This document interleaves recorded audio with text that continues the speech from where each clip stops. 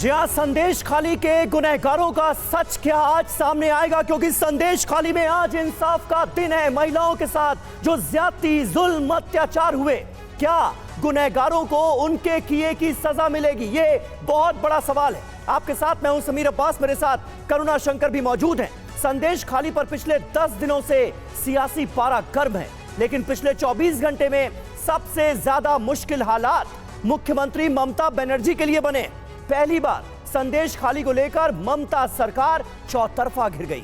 एक तरफ संदेश खाली की महिलाओं से अत्याचार के मामले में सुप्रीम कोर्ट में आज अहम सुनवाई है, उधर लोकसभा की प्रिविलेज कमेटी के सामने बंगाल के अफसरों की पेशी के मामले में भी बंगाल सरकार ने सुप्रीम कोर्ट का रुख किया है।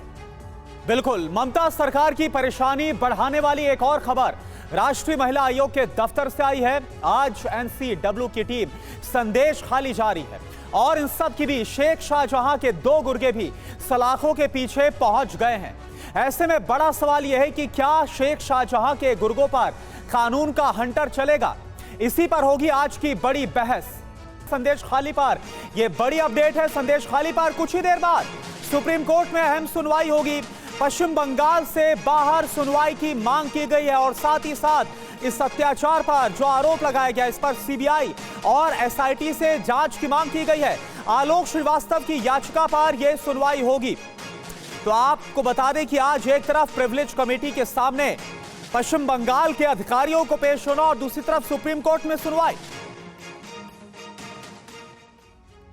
तो यह मामला दरअसल बहुत बड़ा है। संदेश खाली के लिए आज का दिन बहुत बड़ा है। कुछ ही देर में सुप्रीम कोर्ट में सुनवाई होने वाली है। आइए पहले जान लेते हैं कि याचिकाकर्ता ने देश की सबसे बड़ी अदालत में मांग क्या की है। संदेश खाली पर सुप्रीम सुनवाई से जुड़ी बड़ी अपडेट्स ये रही आपके सामने। सुप्रीम कोर्ट में दायर पीआईएल पर सुनवाई होनी है। एक जनहित याचिका इसे लेकर डाली गई। पीआईएल में बंगाल से बाहर इस पूरे मामले की सुनवाई की मांग की गई है। यानी याचिकाकर्ता का यह कहना है कि बंगाल में उन महिलाओं के साथ इंसाफ हो ही नहीं सकता।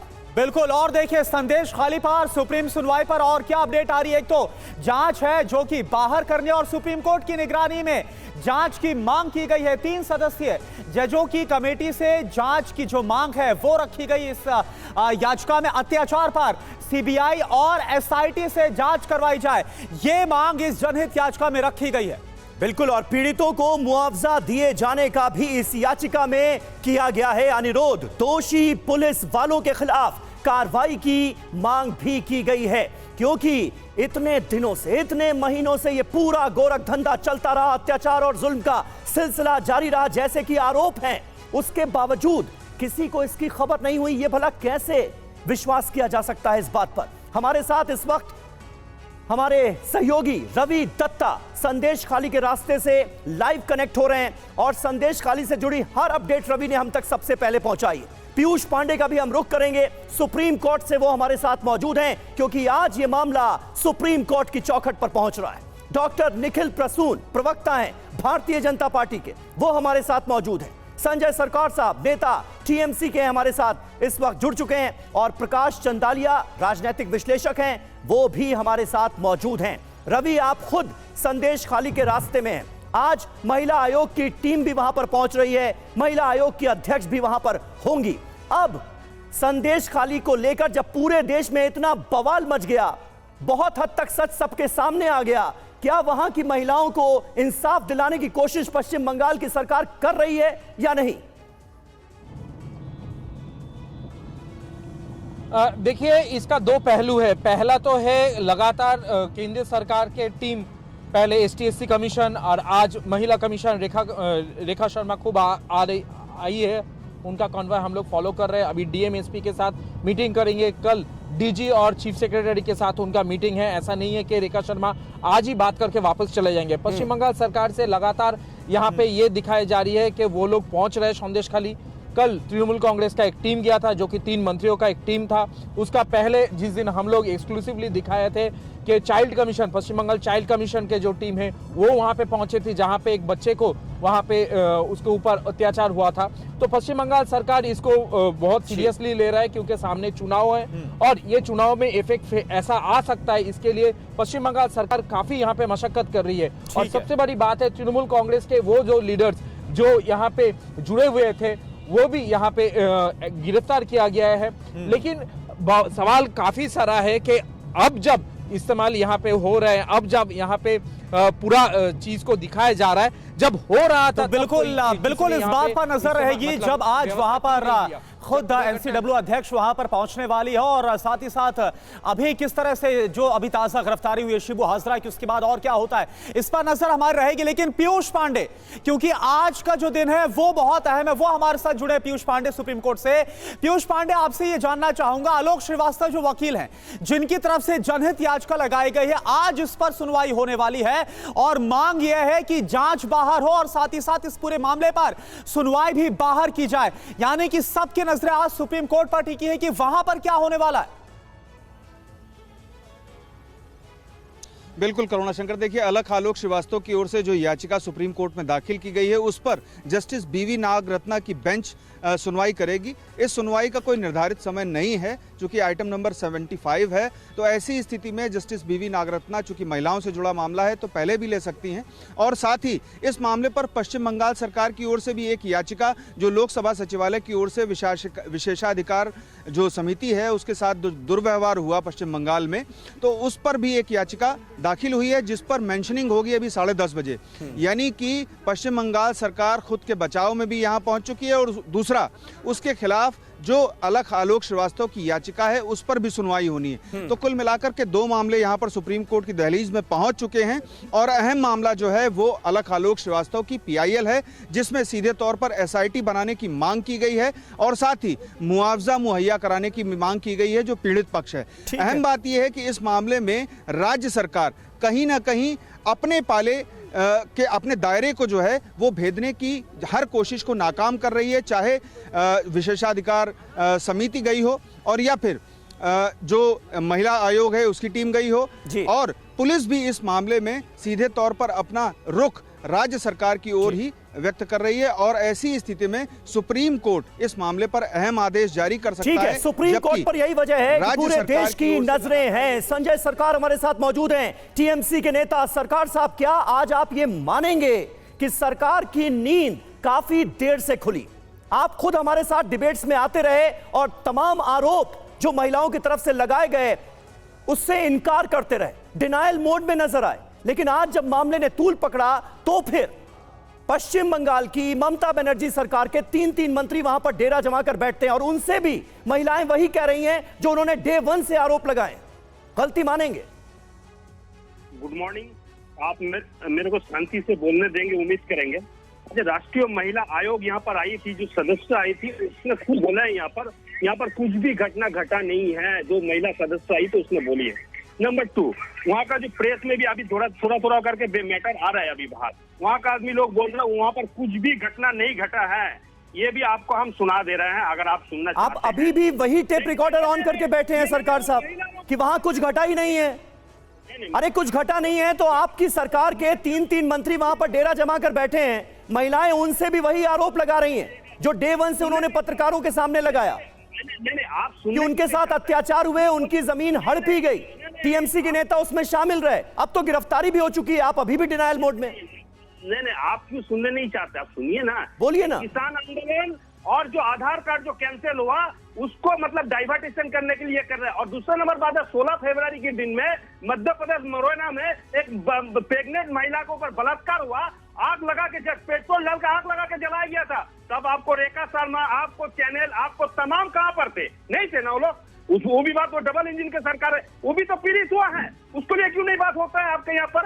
आपके यहाँ पर कोई जौन शोषण के लिए, बीज भूषण के लिए बात नहीं होता है, आपके लिए प्रदीप सिंगार के लिए, राम दुलाल के लिए क्यों नहीं बात होता है? क्यों महिला आयोग वहां नहीं पहुंचता है? आपके यहाँ पहुंचते नहीं है, क्यों बोले? तो मतलब पश्चिम बंगाल में अगर महिलाओं के साथ अत्याचार हो रहा है तो ये कोई मायने नहीं रखता, मतलब ये इतनी बड़ी खबर ही नहीं होनी चाहिए। इस पर राजनीतिक दलों को आगे आकर प्रदर्शन भी नहीं करना चाहिए कि इंसाफ की मांग कोई करे, वो भी आपके लिहाज से गलत है। हम ठीक है, मैं समझ गया आपका पॉइंट। लीड लेंगे लोकसभा में, 50,000 वोट से हम लोकसभा में लीड लेंगे, आपको प्रूफ कर देंगे। चलिए ठीक है, ठीक है, ठीक है, आपको हमने सुना, लेकिन बीजेपी का क्या कहना, उनके पास भी जाते हैं।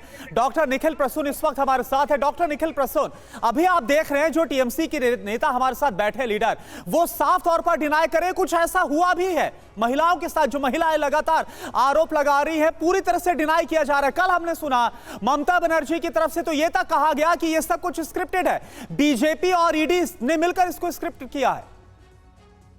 नमस्कार। देखिए, मुझे तो जयशंकर प्रसाद की वो लाइनें याद आ रही हैं कि आंसू से भीगे अंचल पर मन का सब कुछ रखना होगा, तुमको अपनी स्मित रेखा से यह संधि पत्र लिखना होगा। देखिए, जिस तरह से तृणमूल के जो हमारे मित्र हैं, उन्होंने समूची घटना को एक पूरी बकवास बताया है। ये न सिर्फ एक तथ्यों से अपना मुंह मोड़ने जैसा है, बल्कि उन स्त्रियों का अपमान भी है जिनके साथ पिछले 1.5 दशक से ऐसा कुकृत्य चल रहा था और ऐसा कुचक्र चल रहा था। जिस तरह से इनके 4 मंत्रियों की टीम वहां पर गई और उन्होंने जो लोगों की शिकायतें सुनी, उसमें अखबारात में आए हैं कि उनको जो मुआवजा था उसे भी वापस किया गया।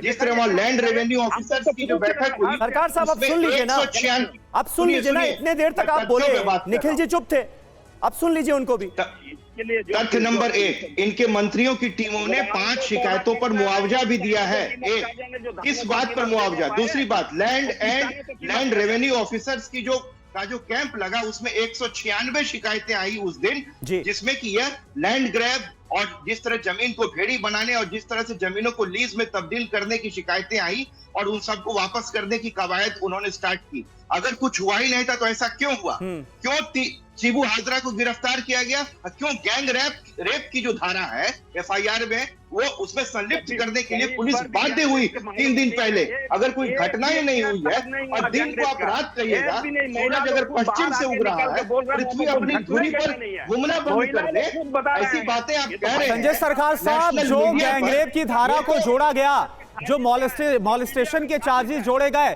महिला का बयान मजिस्ट्रेट के सामने जब रिकॉर्ड कराया गया, उसके बाद इसको जोड़ा गया है। महिला ने खुद मजिस्ट्रेट के सामने इस बात को कबूल किया है।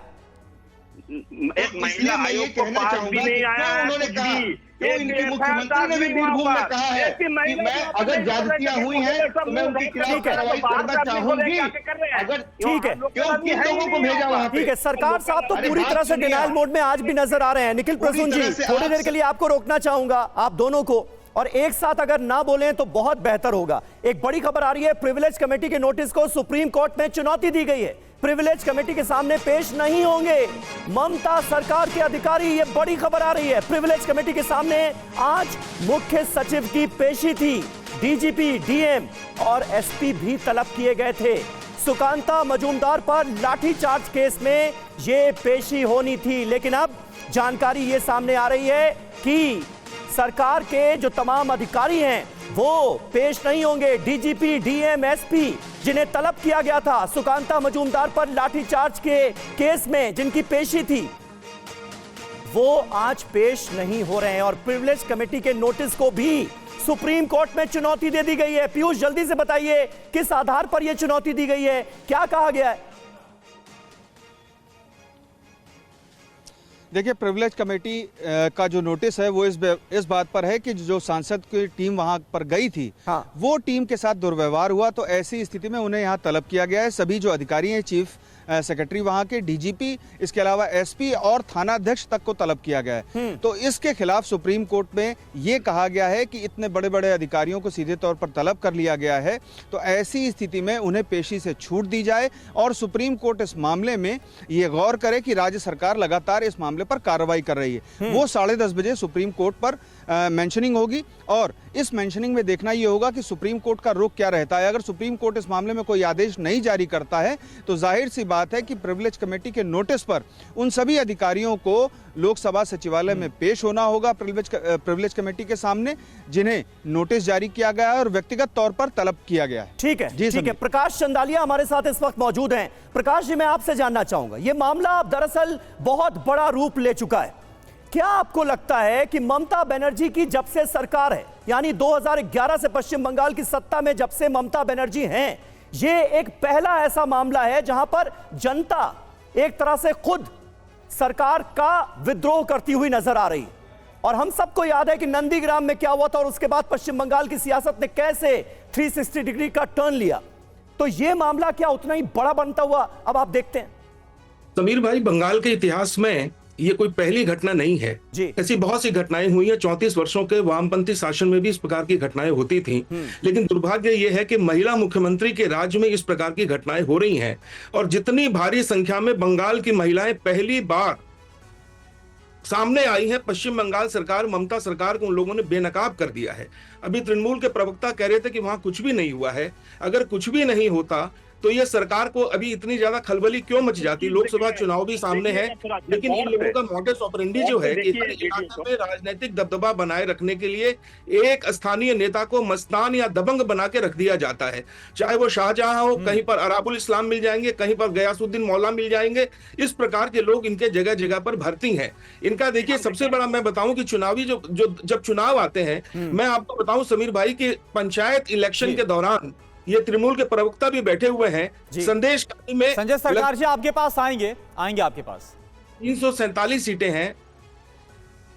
जी अपनी बात पूरा करिए आप। 347 सीटें हैं पंचायत की। 347 में से 323 सीटों पर तृणमूल के प्रत्याशी निर्विरोध जीत करके आते हैं। ये विरोधी लोगों को वहां पर अपना अस्तित्व बनाने नहीं देते। आज कल्पना करें 347 में 323 निर्विरोध जीत कर आते हैं तृणमूल के, वहां पर विरोधी पार्टियों की क्या स्थिति होगी? महिलाओं को पहली बार घर पे बुलाया जाता है, जो चिकनी महिलाएं, कम मैं क्षमा चाहता हूं ऐसे शब्द उन्हीं के हैं। और जब वहां पर अनुसूचित जाति आयोग के अध्यक्ष अरुण हल्दर जाकर आते हैं तो उन्होंने अपनी रिपोर्ट में तालिबानी शासन शब्द का प्रयोग किया है। और ये कितने दुर्भाग्य की बात है कि इस प्रकार ये सरकार और आज इनके जो 5 प्रशासनिक अधिकारी हैं, चीफ सेक्रेटरी से लेकर डीजीपी, एसपी, डीएम, सारे लोगों ने संसदीय समिति के सामने आज जाने से इनकार कर दिया। वो कह रहे हैं आज वो नहीं शामिल होंगे। ये बंगाल का इतिहास है, ये फेडरल सिस्टम को नहीं मानते। ठीक है, इस पर भी बात करेंगे। हमारे साथ जो टीएमसी से मेहमान जुड़े, संजय सरकार जी आपके पास आएंगे। लेकिन देखिए, एक बड़ी खबर आ रही है, बड़ी खबर का रुख कर रहे हैं। इसी को लेकर पश्चिम बंगाल पहुंचने के बाद एनसीडब्ल्यू अध्यक्ष रेखा शर्मा का बयान क्या आया है? पीड़ित मुझसे बात कर सकती हैं, ये रेखा शर्मा की तरफ से कहा गया है।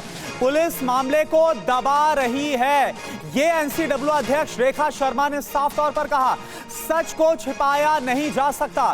कल राज्यपाल से मुलाकात करूंगी और फिर राष्ट्रपति से बात करूंगी। सुनिए क्या कहा गया। कोई भी विक्टिम हो वो सामने आके मुझसे बात कर सके, किसी का भी डर नहीं होना चाहिए, क्योंकि मैं अपने साथ 3 लोग, हम 3 महिलाएं हैं जो आ रहे हैं। और मैं चाहती हूं कि सभी लोग जिनके साथ भी कोई घटना घटी है वो मेरे सामने आए और बात करें। राष्ट्रीय महिला आयोग उनके साथ खड़ा है और ये रिपोर्ट बनाने के बाद मैं कल ऑनरेबल गवर्नर से मिलूंगी और फिर प्रेसिडेंट से भी मिलूंगी दिल्ली जाकर। और देखिए, रविशंकर दत्ता इस वक्त हमारे साथ जुड़े हुए हैं, जो कि इस वक्त संदेश खाली के रास्ते पर ही मौजूद है। रविशंकर दत्ता, देखिए, रेखा शर्मा ने खुद बोला कि जो महिलाएं हैं पीड़ित उनसे बात कर सकती है, सच को बयां कर सकती हैं। लेकिन एक और बड़ी बात वो खुद बोलती नजर आ रही कि पुलिस जिसे प्राइमरी इन्वेस्टिगेशन करनी है वो इस पूरे मामले को दबा रही है, जिसे सबूत इकट्ठा करने।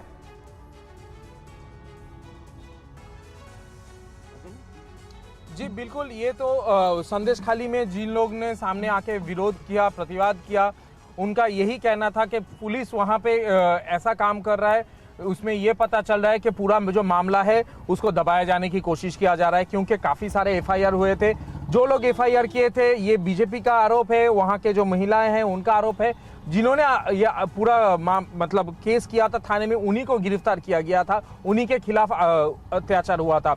अब जो बच्चे की बात हम लोग कर रहे हैं, जो हम लोग परसों ने दिखाया था एक्सक्लूसिवली, जहां पे स्टेट का चाइल्ड कमीशन गया था, उनका भी यही कहना था। पुलिस के वर्दी में वो लोग आए थे और वो लोग वहां पे समस्या तैयार कर रहे थे, दर्जे में लात घूसा मार रहे थे। तो अब पुलिस का ये भूमिका है या फिर पुलिस का वर्दी पहन के अगर कोई वहां पे जा रहा है तो ये वर्दी उनको कहां से मिल रहे हैं? अगर वो तृणमूल कांग्रेस के कर्मी है, अगर वो और कोई पॉलिटिकल पार्टी के कर्मी है, क्या उद्देश्य से जा रहा है, इसको लेकर सवाल उठ रहा है। अब जब डीएमएसपी के साथ रेखा शर्मा आज बात करने वाली हैं, तो देखना होगा कि क्या होता है। निखिल प्रसून भारतीय जनता पार्टी से हमारे साथ मौजूद हैं। निखिल जी, इस पूरे मामले पर अगर आप गौर करें, महिलाओं के साथ ऐसा अत्याचार, ऐसा जुल्म, मतलब क्या सोचा क्या गया था कि कोलकाता से 70 किलोमीटर दूर कालिंदी नदी पार करके बोट के सहारे जिस गांव में पहुंचा जाता है, वहां पर हम क्या कर रहे हैं, इसकी आवाज तो सामने आ ही नहीं सकेगी। महिलाएं अपनी आवाज उठाएंगी तो किसके सामने उठाएंगी? प्रशासन, पूरा महकमा, वो तो हमारे अंडर काम कर रहा है। ये सोच थी क्या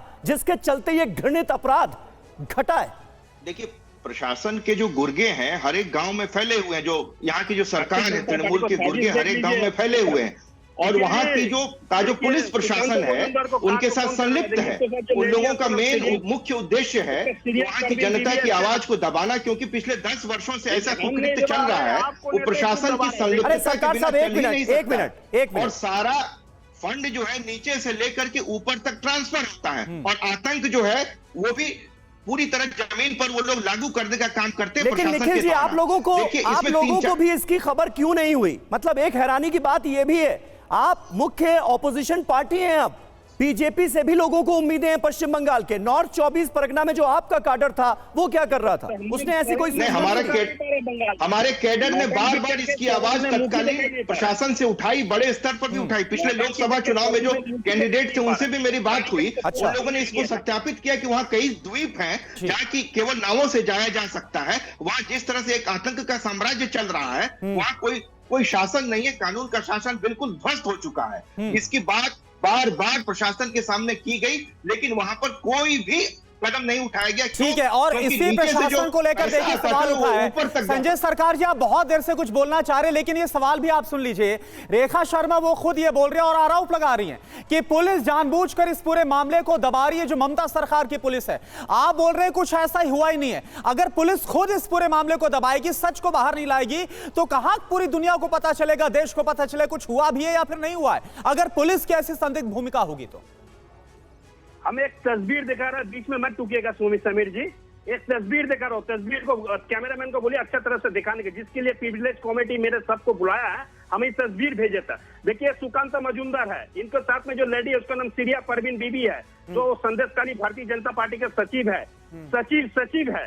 देखिए किस तरह से ये महिला ने सुकांत मजूमदार को पहले उसको बॉडीगार्ड को बाहर पटक दे रहा है, बॉडीगार्ड देके उसको बॉडीगार्ड को पटक दे रहे हैं, दूसरा बॉडीगार्ड को पटक दे रहे हैं, तीसरा बार सुकांत मजूमदार को पटक दे रहा है, पटक के उसको सीना के ऊपर पैर रख दे गया। हम ये वीडियो प्रिविलेज कमेटी को पास ऑलरेडी भेज दिए हैं। सुकांत आप जाने के लिए क्यों नहीं तैयार है प्रिविलेज कमेटी के सामने? सुनिए ना, भारतीय जनता पार्टी आपके डीजीपी, वहां के एसपी और मुख्य सचिव जाकर के प्रिविलेज कमेटी में ये वीडियो दिखा दीजिए। इसी ने पूरा आप तो सुप्रीम कोर्ट के शरण में चले गए, आप सत्य को छुपाना चाहते हैं। तस्वीर गौर से देखिएगा। ठीक है निखिल, चले जाइए ना प्रिविलेज कमेटी में। संजय सरकार साहब, आपने दिखा दी तस्वीर, अब रिपीट हो रहा है वीडियो।